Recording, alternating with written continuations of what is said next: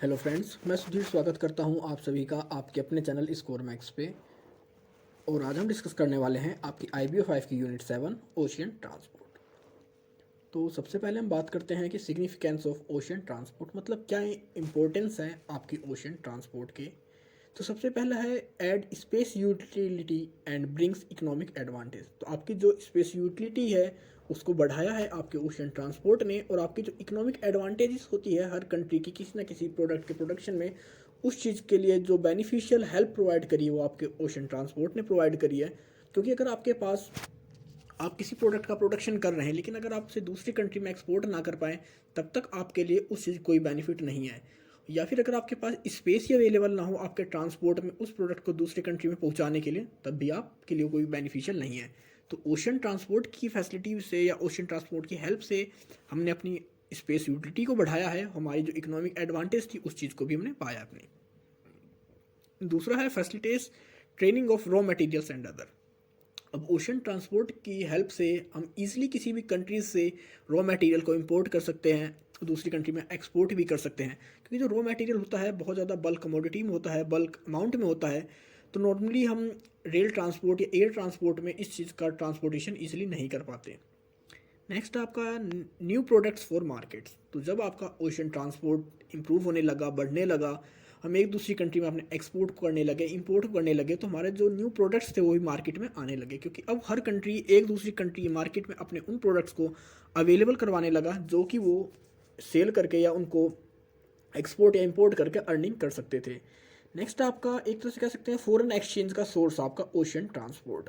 क्योंकि जब भी आप फैसिलिटी प्रोवाइड करोगे तो ज़रूरी नहीं कि वो फैसिलिटी सिर्फ अपनी कंट्री के कह सकते हैं जो आपके बिजनेसमैन हैं, आपके जो ऑपरेटर्स हैं, वही अपनी इंडस्ट्रियल या जो इंडियन एक्सपोर्टर्स हैं उनको फैसिलिटी देंगे। ये वो बाहर वालों को फैसिलिटी प्रोवाइड करते हैं, सर्विस प्रोवाइड करते हैं, तो इससे वो फॉरेन एक्सचेंज को भी अर्न करते हैं। और इसी के बाद ही कह सकते हैं आपका जो सोर्स ऑफ कंपटीशन है। क्योंकि जब अलग अलग प्रोडक्ट अलग अलग मार्केट में अवेलेबल होंगे तो वहाँ कंपटीशन बढ़ेगा, कंपटीशन बढ़ेगा तो प्रोडक्ट की जो क्वालिटी होती है वो भी इम्प्रूव होएगी।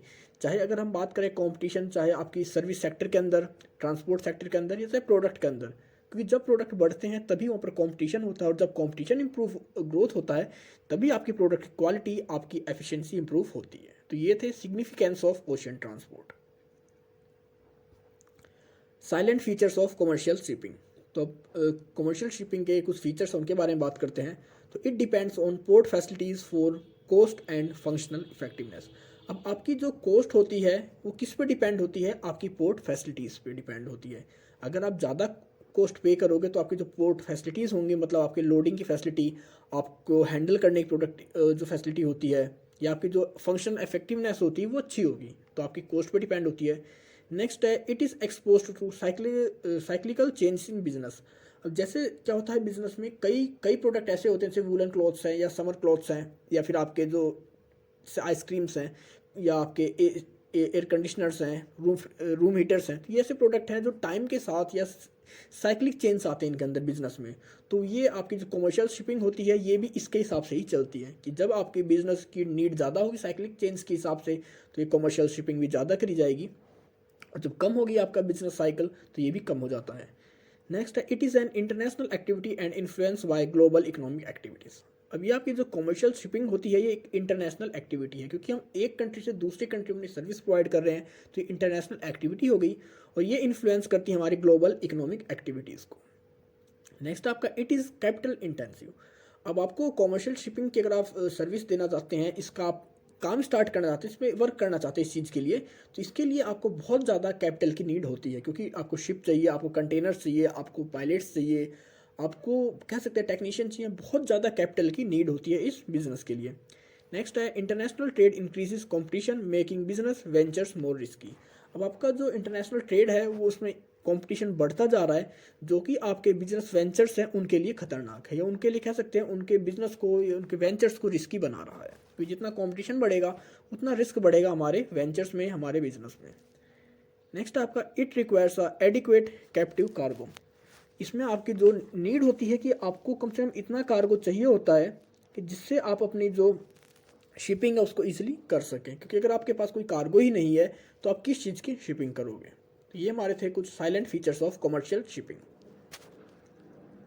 अब बात करते हैं डेवलपमेंट ऑफ कमर्शियल शिपिंग की। जो कमर्शियल शिपिंग की डेवलपमेंट हो रही है वो किस किस तरीके से हो रही है, क्योंकि टाइम के साथ हर चीज़ की डेवलपमेंट होती है। ये नहीं है कि जिस तरह हम आज के 20 साल पहले कमर्शियल शिपिंग में यूज़ किया करते थे इन शिप्स का, वही शिप्स आज भी यूज़ करे जा रहे हो। कि टाइम बदलती है, टेक्नोलॉजी बदलती है, कुछ ना कुछ नए इनोवेशंस हर चीज़ में आते रहते हैं। हमारी हरदम एक थिंक होती है कि हम किस चीज़ को बेटर से बेटर इम्प्रूव कर सकें। तो उसी में कुछ इसमें चेंज आए, उनके बारे में देखते हैं जो डेवलपमेंट्स हैं। तो पहला है आपका introduction to stem ship.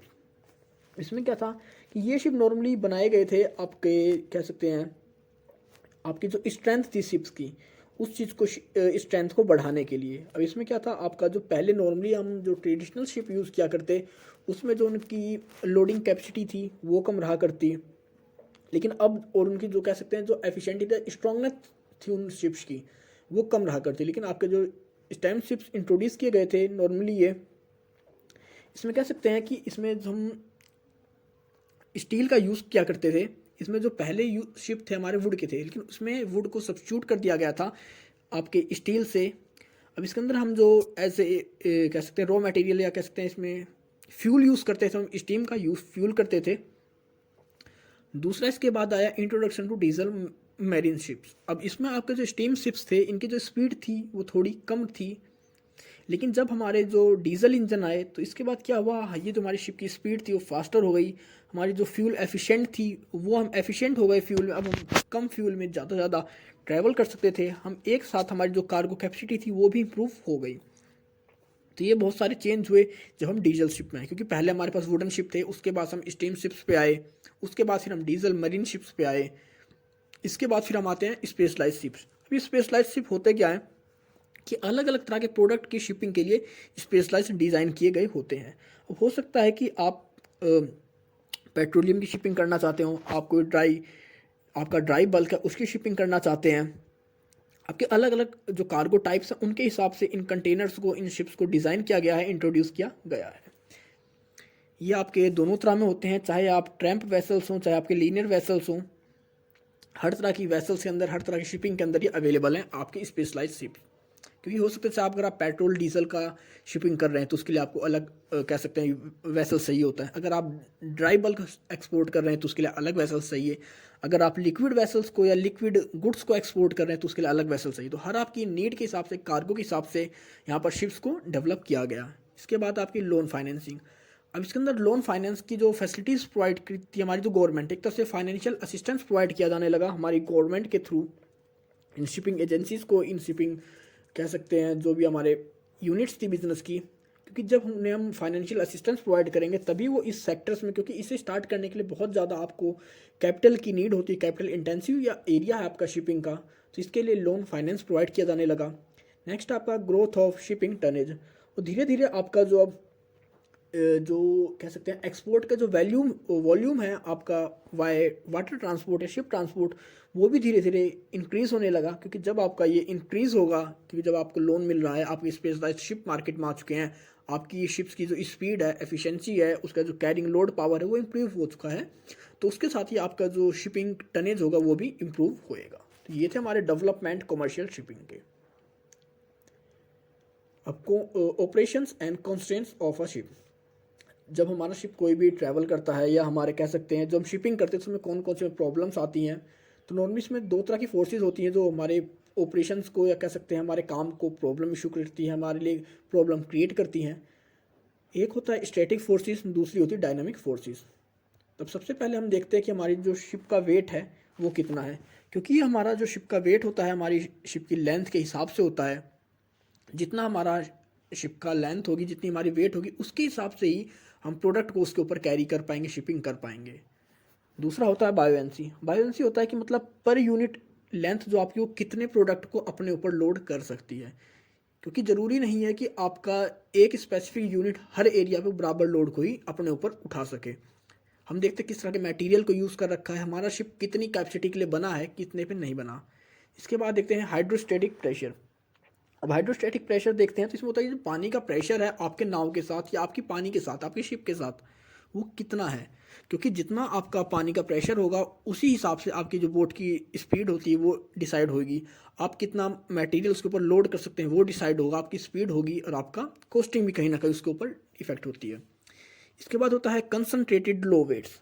Concentrated low weights मतलब कि हम देखते हैं कि जितना हमारा लो वेट रहेगा उतना ही हमारा शिप इजी चलेगा, लेकिन ये भी होता है कि अगर एक लिमिट होते है उससे ऊपर ही हमारे शिप का वेट होना चाहिए, क्योंकि जब हम सी में होते हैं तो वहाँ पर हमारे जो हाइड्रोस्टैटिक प्रेशर्स होते हैं, जो वाइंड के प्रेशर्स होते हैं, उनके बाद हमारी एक शिप में एक मिनिमम वेट होना चाहिए, एक वेट होना चाहिए जिसके हिसाब से जो कंसनट्रेटेड हो हमारी शिप को चलाने के लिए। ये तो थे हमारे स्टैटिक फोर्सेस। दूसरा है हमारा डायनामिक फोर्सेस। तो इसके अंदर हमारा पिचिंग, रोलिंग एंड हैविंग, इसे कह सकते हैं हमारा फेंकना होता है, भरना होता है या लुढ़काना होता है। कि जब हम अपनी शिप को भरते हैं या उसके अंदर से कोई सामान उतार रहे हैं तो इन सभी चीज़ों को इसमें देखना होता है किस तरह उन्हें उतारा जाए, क्योंकि जब हम प्रोडक्ट को अपने शिप पे लोड करते हैं, उतारते हैं, तो हमें एक वेट का ध्यान रखना होता है, एक बैलेंस देखना होता है, सेंटर ऑफ ग्रेविटी देखनी होती है कि किस पोर्शन पर हम कितना वेट अपनी शिप में धर सकते हैं। ये नहीं है कि आप शिप के सिर्फ एक पार्ट पर पूरा लोड कर दो, दूसरे पार्ट को खाली छोड़ो, तो उस कंडीशन में आपका शिप डूब जाएगा। तो हमें इन सभी चीज़ों का ध्यान रखना होता है जब अपने प्रोडक्ट को चढ़ाते हैं या उतारते हैं या लुढ़काते हैं। दूसरा है वाइंड एंड वेव्स। अब आपकी जो हवाएं होती हैं उनकी जो स्पीड होती है वो भी इफेक्ट करती है, एक तरह से कॉन्स्टेंट होती है आपके शिप के लिए, क्योंकि अगर आपकी जो हवाओं की स्पीड है वो आपकी शिप से अपोजिट होएगी तो हो सकता है उस कंडीशन में आपका शिप प्रॉपर स्पीड में ना जा पाए, या आपका शिप हो सकता है उस डायरेक्शन में जा ही ना पाए जिस डायरेक्शन में आप उसे ले जाना चाहते हैं। तो ये कुछ फोर्सेज होती हैं जो कि हमारे कॉन्स्टेंट का काम करती है हमारे शिप के लिए, उनको एक तरह से रोकती है उनको शिपिंग ऑपरेशंस में। अब share forces and bending movement. तो इसके अंदर हमारे पास 3 डायग्राम है। इन 3 डायग्राम से मैंने आपको कोशिश करी है कि हम इजीली समझ सकें इस चीज़ को। तो देखिए, अगर हमारा जैसे हमारा जो शिप होता है, टोटल ये हमारा पूरा शिप है हमारे पास, हमने उसको एक लेंथ को मान लिया है, हम इसको कई पार्टीशन में डिवाइड कर देते हैं। ए है आपके पास ये पार्टीशन बी है, ये पार्टीशन सी है और ये पार्टीशन डी है। तो अगर आप सारा का सारा प्रोडक्ट सिर्फ एक ही पार्टीशन पर या किसी जो एज होता है हमारे शिप का वहाँ लोड कर दोगे तो क्या होगा? उस कंडीशन में हमारा जो शिप है वो इजीली फ्लोट नहीं कर पाएगा, शिपिंग नहीं कर पाएगा, वो कहीं ना कहीं डूब जाएगा, या कह सकते हैं वो टेढ़ा हो जाएगा हमारा शिप, और उस कंडीशन में हमें बहुत ज़्यादा लॉस उठाना पड़ सकता है, क्योंकि जो बैलेंस होता है वो एकदम बराबर होना चाहिए हर पॉइंट पे। तो ये तरीका आपका गलत होता है शिपिंग पे प्रोडक्ट की लोडिंग के रिलेटेड। अब हमारे पास दूसरा एग्जांपल है, इसमें भी हमारे पास 4 एरिया हैं, ए है, बी है, ये सी है और ये डी है। जो ए बी सी डी है ये टोटल हमारी बोट का एरिया है, हमारी शिप का एरिया, जिसे हम 4 पार्ट में डिवाइड कर रखा है हमने। हो सकता है कि बड़ी शिप्स में ये एरिया बहुत ज़्यादा एरियाज में डिवाइड हो उनकी वेट के हिसाब से, और जितना एरिया डिवाइड होता है उनके हिसाब से उनके ऊपर वेट को रखा जाता है। अब इसके अंदर हमने देखा कि बी और सी के बीच में एक बॉक्स रखा गया है, तो इस कंडीशन में क्या होगा? ये बॉक्स एकदम नाव के बीच में तो रख दिया उन्होंने, लेकिन इस कंडीशन में ये जो हमारी शिप है प्रॉपर मूवमेंट नहीं कर पाएगी, कहीं ना कहीं जो होती है हमारी सैगिंग कर जाएगी, क्योंकि जब हमारा पूरा का पूरा लोड सिर्फ एक पॉइंट पर हमारी फोकस कर दिया है, वो भी हमारी शिप के एकदम सेंटर में, तो उस कंडीशन में भी हमारी बोट में जो रिस्क होता है हमारे सैगिंग का, या कह सकते हैं इससे हमारी शिप एक तरफ या दूसरी तरफ आपस में कह सकते हैं झूमने लग जाती है, या जो उसका जो प्रॉपर चलने का तरीका होता है वो एकदम कॉन्सनट्रेटेड नहीं हो पाती। तो ये तरीका भी गलत है। अब तीसरा कि हमने जो शिप थी हमारी, ये हमें टोटल हमारा शिप का एरिया था, हमने इसे 4 पार्ट में डिवाइड कर रखा है। अब हमने इसके अंदर अपने शिप के ऊपर 2 तरह के बॉक्सेस को रखा है। एक बॉक्सेस को रखा हमने ए और बी के बीच में, और दूसरे बॉक्स को रखा है सी और डी के बीच में। तो ये तरीका आपका सही है, क्योंकि हमने पूरे शिप का पार्टीशन किया, उसके बाद हमारे पास जितना भी प्रोडक्ट था उसको हमने इक्वली डिस्ट्रीब्यूट करके उन एरियाज़ के ऊपर रखा है, जिसके थ्रू हमारी जो शिप है वो इक्वली अपने जो उनके पास फोर्सेस लगता है किसी प्रोडक्ट का, जो उनके पास प्रेशर लगता है, वो इक्वली रह सके। तो जब भी हम शिप के ऊपर लोडिंग करते हैं तो हमें ध्यान रखना चाहिए कि उस प्रोडक्ट को इस शिप के ऊपर किस तरह लोड किया जाए। मतलब आप प्रोडक्ट को जितने पार्ट में डिवाइड करते हैं शिप को अलग अलग यूनिट्स एरिया में, उनके हिसाब से ही वहाँ पर उस प्रोडक्ट को इक्वली रखना चाहिए, जिससे वो बैलेंस बना रहे उसका। Centre of gravity. तो सेंटर ऑफ ग्रेविटी भी हमने अभी जो पिछला कॉन्सेप्ट दिया सेम वही चीज़ है कि centre of gravity of a ship is a point where the entire weight of a ship is consider to be concentrated. मतलब कोई शिप है ये, जिसमें होता है कि अगर आपका जो पूरा शिप है उसका कहीं ना कहीं एक सेंटर होता है इंसान का, जो टोटल कंसनट्रेटेड करता है उसके वेट को, उसकी हाइट को, उसकी कह सकते हैं जो लेंथ को होता है। क्योंकि अगर आप चलते भी तो आपका कोई ना कोई एक सेंटर होता है आपके ग्रेविटी का। तो यही होता है कि आपको प्रोडक्ट जो होता है वो उस ग्रेविटी के हिसाब से आपको रखना चाहिए। जो शिप्स डिज़ाइन किए जाते हैं तो उनमें एक फिक्स होता है कि आप मैक्सिमम इतनी हाइट तक अपने प्रोडक्ट को रख सकते हैं, या आपके जो प्रोडक्ट होते हैं इस तरह की लेंथ में अपने प्रोडक्ट को रख सकते हैं। तो वो क्या होता है, एक सेंटर ऑफ ग्रेविटी होता है, जो पहले डिसाइड होते हैं। वो शिप को इस तरह डिज़ाइन किया जाता है कि उस शिप के अंदर आप मैक्सिमम किस किस तरह अपने प्रोडक्ट को हॉरिजॉन्टल में रख सकते हैं, वर्टिकल में रख सकते हैं, वो सब कॉन्सेप्ट है। अब टाइप्स ऑफ शिप्स की बात करेंगे तो सबसे पहला होता है हमारे पास टाइप्स ऑफ शिप में कन्वेंशनल कार्गो शिप। तो इसके अंदर नॉर्मली हम अगर इसकी बात करें तो ये आपके सबसे पहले यूज़ किया जाया करते। इनकी जो होल्डिंग पावर थी बहुत कम हुआ करती। इन शिप्स को कई पार्ट में डिवाइड कर दिया जाया करता, कई कंपार्टमेंट में डिवाइड कर दिया जाया करता। जैसे आप लेते हैं कि ये आपका शिप था पूरा, तो इस शिप को ये कई पार्ट में डिवाइड कर दिया करते हैं उनके, कह सकते हैं, स्टोरेज के लिए। अब ये शिप था, इन्होंने इसे 1, 2 और 3, इन्होंने इसे 3 पार्ट में डिवाइड कर देते इसके पूरे एरिया को, और उसके हिसाब से इनके ऊपर जो भी था उस अपने गुड्स को लोड करते थे। तो ये था हमारे कन्वेंशनल कार्गो शिप। ये हमारे बहुत पहले यूज़ किया जाया करते। इसके अंदर प्रोडक्ट को चढ़ाने के लिए, उतारने के लिए क्रेन्स का यूज़ किया करते। दूसरा है हमारा कंटेनर शिप। अब कंटेनर शिप की बात करें तो इसमें नॉर्मली हमारे जो कंटेनर्स होते हैं उनका यूज़ किया जाता है, क्योंकि हमारे जो कंटेनर्स होते हैं उनकी जो हाइट होती है ज़्यादा होती है हमारी शिप्स के कंपैरिजन। तो उसको इस तरह डिज़ाइन किया जाता है कि इनकी जो सेंटर ऑफ ग्रेविटी हो वो एक लिमिट दे देती है कि आप मैक्सिमम आपका जो कंटेनर होना चाहिए वो इस लिमिट तक का ही होना चाहिए। तो नॉर्मली कंटेनर शिप के अंदर क्या होते हैं, कंटेनर्स अवेलेबल होते हैं आपके प्रोडक्ट्स के लिए, आपके गुड्स के लिए, आपके कार्गो के लिए। तीसरा आता है आपका टैंकर। अगर हम टैंकर की बात करें, टैंकर आता है, तो टैंकर की अगर हम बात करते हैं, टैंकर टाइप्स ऑफ शिप्स, तो इसके अंदर होता है कि आपका जो शिप होता है उसके अंदर आप लिक्विड गुड्स को या लिक्विड कार्गो को एक्सपोर्ट करने के लिए यूज़ करते हैं। इसके अंदर आपके कंटेनर्स होते हैं, या कह सकते हैं आपके टैंकर्स होते हैं, जिसके अंदर आप अपने लिक्विड गुड्स को यूज़ करते हैं। जैसे आपका पेट्रोलियम है, डीजल है, इन सभी चीज़ों का यूज़ किया जाता है इसके अंदर एक्सपोर्ट करने के लिए। नेक्स्ट है आपका जैसे ड्राई बल्क कैरियर्स है, तो इसका हम यूज़ करते हैं हम अपने ड्राई बल्क गुड्स को एक्सपोर्ट करने के लिए। जैसे आपके रॉ मटेरियल्स हैं, आपके मशीनरी पार्ट हैं, आपका जैसे कोई सेमी फर्निश्ड गुड्स हैं, तो उन सभी को जब हमें एक्सपोर्ट करना है तो उसके लिए हम ड्राई बल्क कैरियर्स का यूज़ करेंगे।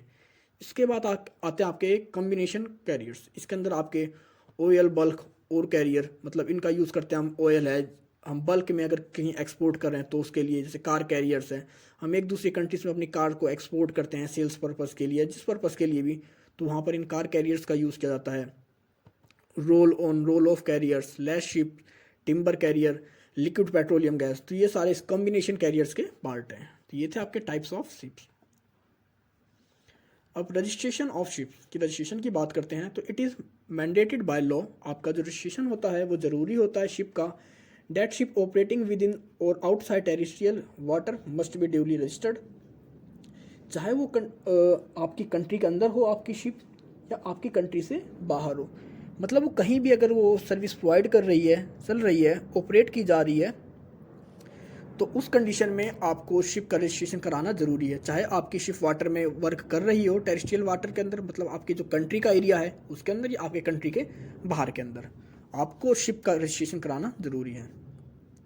The purpose behind registration is to provide trade privilege to ship owners. इसका मेन पर्पज़ जो है रजिस्ट्रेशन का, कि प्रिविलेज प्रोवाइड करना हमारे शिप ओनर्स को। तो there are 2 important considerations made in registration. तो 2 नॉर्मल कंसिडरेशन हैं आपके रजिस्ट्रेशन के अंदर। तो सबसे पहला होता है एविडेंस ऑफ ओनरशिप, क्योंकि हम ओनरशिप किस तरह अपनी साबित कर पाएंगे, प्रूफ कर पाएंगे, तो उसे आप रजिस्ट्रेशन की मदद से कर सकते हैं। और दूसरा होता है who would gain privilege as a result of registration. और जब हमारी जो इसने रजिस्ट्रेशन कराया है, अगर उससे कोई प्रिविलेज मिलना है, कोई फ़ायदा मिलना है, तो वो उसी पर्सन को मिल सकता है। क्योंकि जब तक आप रजिस्ट्रेशन नहीं कराएंगे तब तक आप कह सकते हैं कोई भी बेनिफिट, आपका जो कोई भी प्रिविलेज होते हैं उन चीज़ों का आप नहीं ले सकते, उनका फ़ायदा नहीं उठा सकते। तो रजिस्ट्रेशन में be done in same country where the ship is build और country to which the owner belong. तो रजिस्ट्रेशन होता है कि या तो जहाँ पर वो शिप बनी है वहाँ पर उसका रजिस्ट्रेशन करा सकते हैं उस कंट्री में, या फिर उस कंट्री में जहाँ पर वो शिप अपनी सर्विस प्रोवाइड कर रही है, मतलब जहाँ का उसका ओनर है।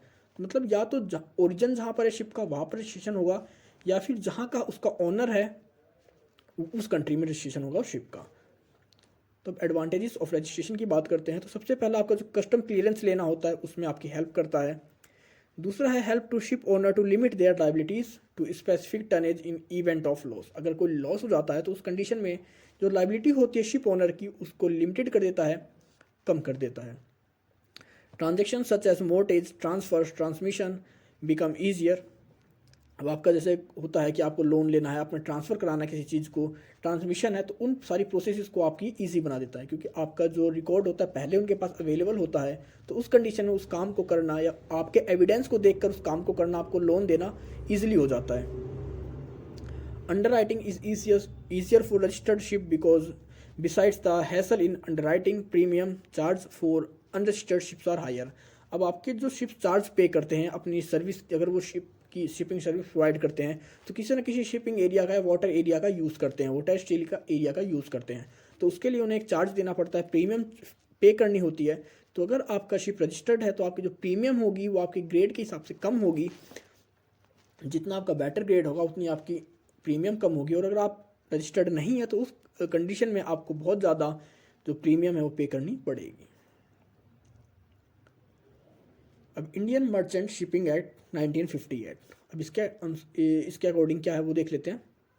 According to this act every ship tonnage exceeding net 15 ton must be registered. अगर कोई भी शिप है जो 15 टन से ज़्यादा का ट्रेड करता है, शिपिंग करता है, तो उसका रजिस्ट्रेशन कराना ज़रूरी है। Ship can be divided into 10 maximum shares and not more than 10 owners. और अब जो शिप का रजिस्ट्रेशन होता है, जो शिप की ओनरशिप होती है, वो मैक्सिमम 10 शेयर्स के अंदर या 10 ओनर्स के अंदर उसे बांट सकते हैं, 10 से ज़्यादा नहीं हो सकते। Joint owners considered as a single entity. अब आपके जितने भी जॉइंट ओनर्स हैं उनको कंसीडर किया जाएगा एक सिंगल एंट्री के रूप में, मतलब उन्हें हम एक सिंगल एंटिटी मानेंगे।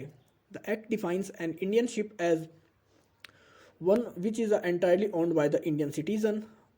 अब इसमें डिफाइन किया गया है कि Indian ship as a one of the, जो इंडियन शिप होगा उसका जो एंटायरली ऑन होगा वो कौन होगा, मतलब उसको कौन ऑन कर सकता है इंडियन शिप के अंदर, या तो इंडियन सिटीजन हो या आपकी कोई कंपनी और business entirely establish under central और state government has principal places of business in India, मतलब सेंट्रल और स्टेट गवर्नमेंट के अंदर परमिशन ली हो कोई बिजनेस उसका इंडिया के अंदर, या आपकी कोई भी कोऑपरेटिव सोसाइटी। तो इसके अंदर बात करी गई है the act define N Indian ship, मतलब इंडियन शिप किसको हम कहेंगे। तो इन तीनों पार्ट को जो इनका मैनेज करेगा किसी शिप को, वो हमारी इंडियन शिप कहलाएगी।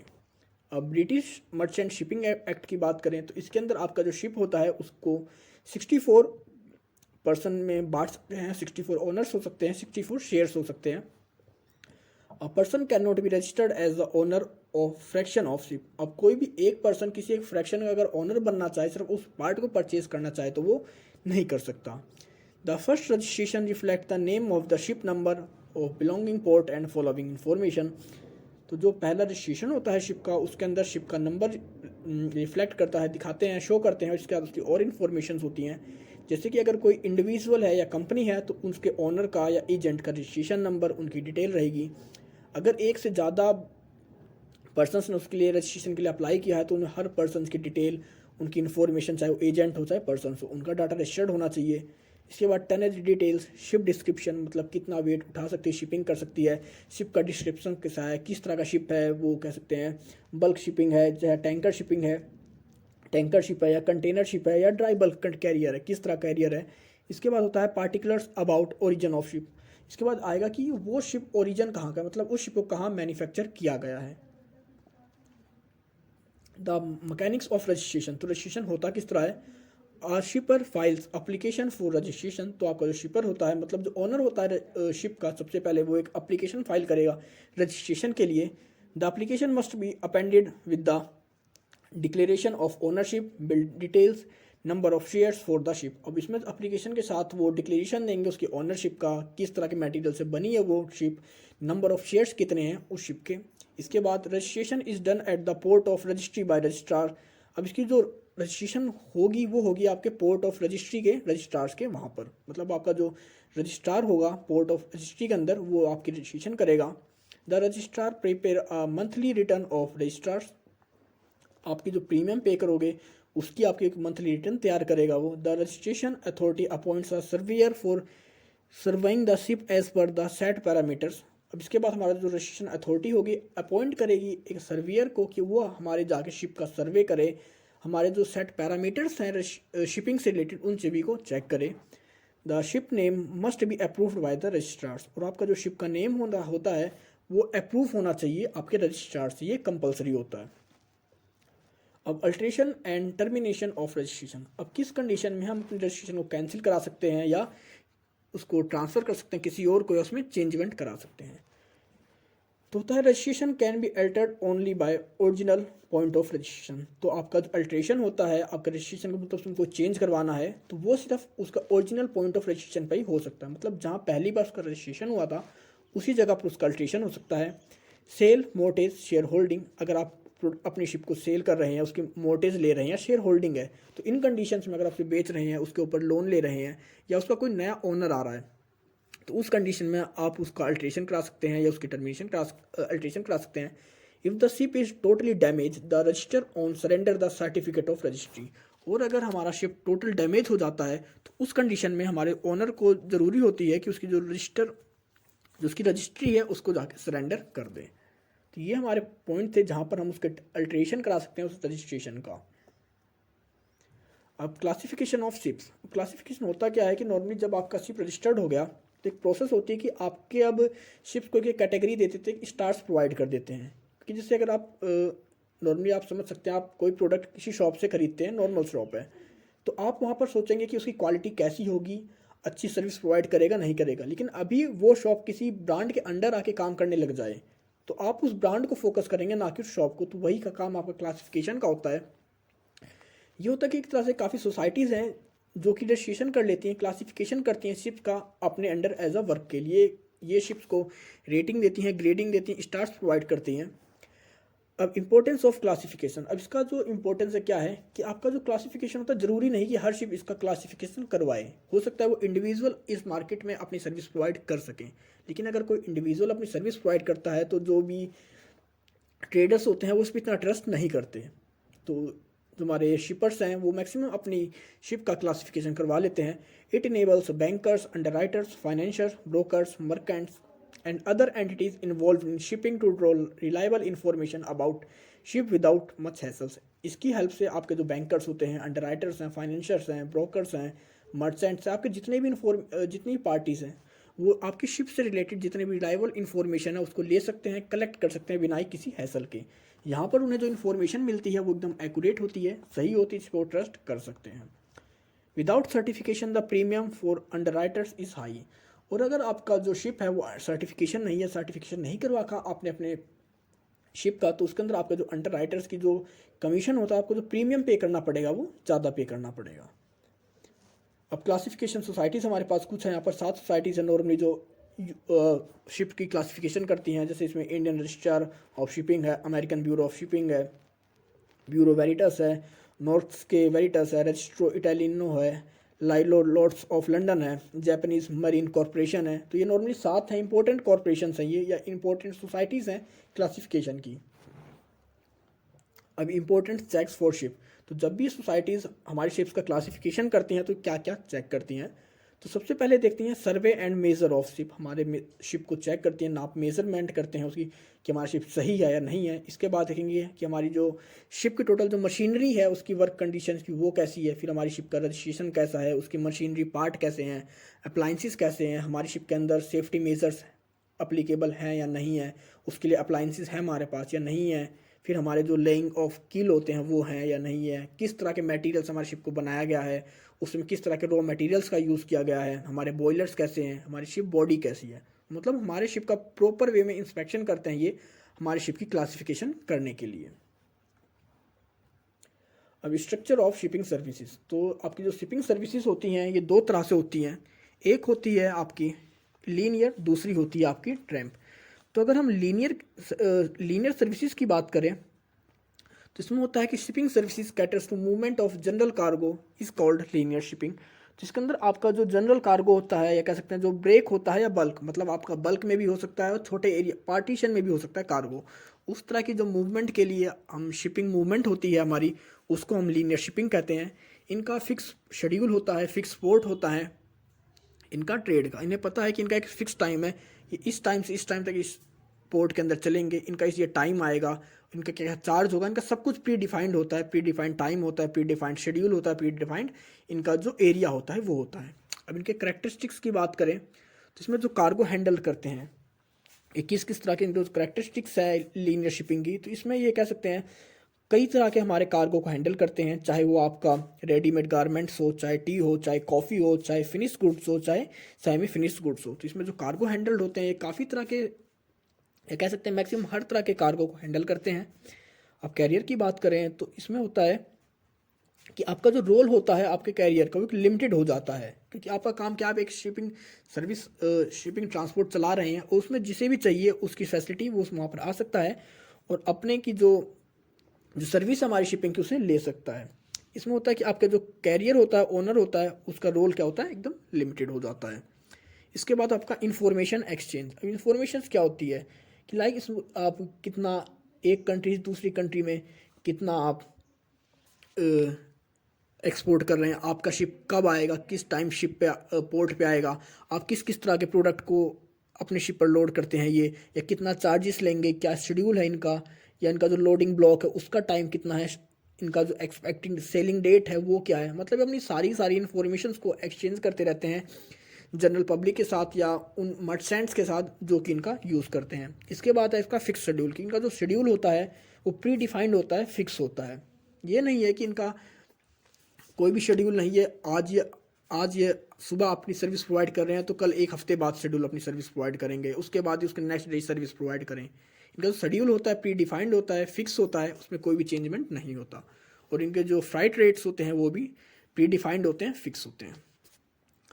Shippers must consider following factors while selecting linear ship. अब आपके जो शिपर्स होते हैं जब वो सेलेक्ट करते हैं लीनियर शिप का, तो किन किन चीज़ों का या किन किन चीज़ों को कंसीडर करते हैं। तो सबसे पहले सेलिंग रजिस्ट्रेशन, कि आपका जो सेलिंग रजिस्ट्रेशन है वो हो रखा है या नहीं है।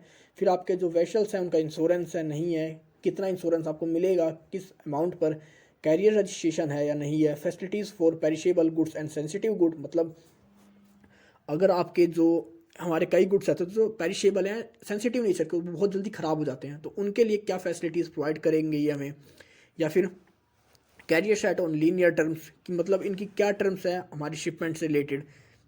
या security and control in carrier, अगर हमारा इनका यूज़ करते हैं कैरियर का तो क्या सिक्योरिटी मिलेगी हमारे प्रोडक्ट को, बिल ऑफ लेडिंग कब मिलेगी, या हमारी सी वे बिल जो होता है, या फिर हमारी जितनी रिक्वायरमेंट है क्या हमें उस हिसाब से कंटेनर्स प्रोवाइड कर पाएंगे या नहीं कर पाएंगे। इनके कंटेनर्स का ISO सर्टिफिकेशन हो रखा है नहीं हो रखा, वेसल्स की एज कितनी है, वेसल्स का क्लासिफिकेशंस क्या हैं। तो ये बहुत सारे पॉइंट्स हैं जो कि शिपर्स कंसीडर करते हैं किसी भी लीनियर शिप को सिलेक्ट करने के लिए। अब बात करते हैं ट्रैम्प शिपिंग के बारे में।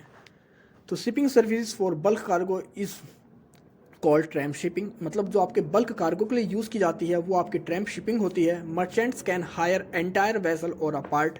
इसमें होता है कि इनका कोई pre defined schedule, pre defined wages या फ्राइट नहीं होता। इसके अंदर आपके जो मर्चेंट्स होते हैं वो खुद फिक्स करते हैं, खुद हायर करते हैं इस पूरे के पूरे शिप के वेसल्स को या किसी पार्ट को अपने कार्गो को एक्सपोर्ट इंपोर्ट करने के लिए।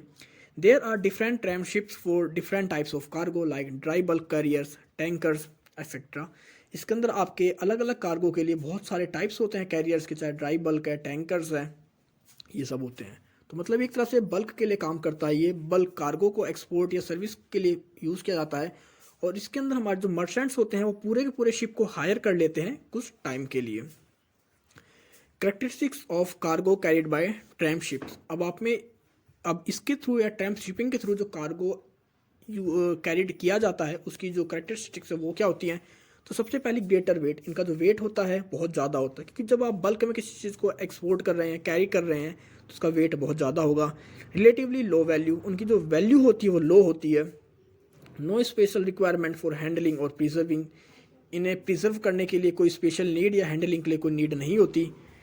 Can be carrier either as full cargo load और इन कम्बिनेशन। अब आपका जो कैरियर होता है हो सकता है उसके अंदर किसी एक ही आपके मर्चेंट ने अपना पूरा प्रोडक्ट को कैरी करा हो, या हो सकता है उसमें 2 या 3 मर्चेंट्स का प्रोडक्ट हो उसके अंदर कैरी कर रखा हो।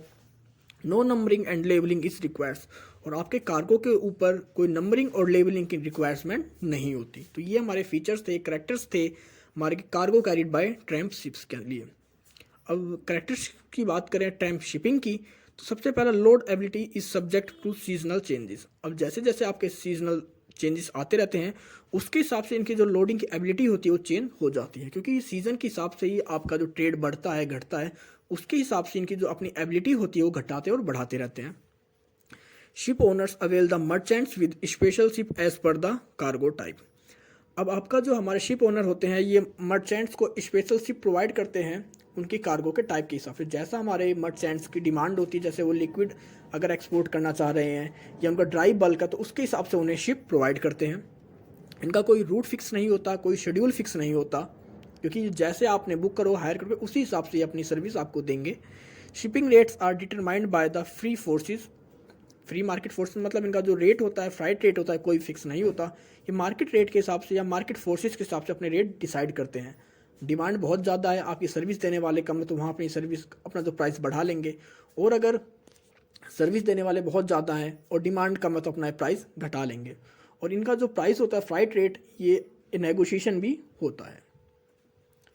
तो गाइस आपका चैप्टर खत्म होता है। आई होप सब कुछ समझ में आ गया होगा आपको। अगर आपको इशू है, कोई डाउट है, तो आप कमेंट सेक्शन में मुझे कमेंट कर पूछ सकते हैं, नहीं तो आप मुझे मेरे इंस्टाग्राम अकाउंट पर फॉलो कर सकते हैं। तो मिलते हैं जल्दी एक नई वीडियो के साथ, तब तक के लिए take care, good bye friends.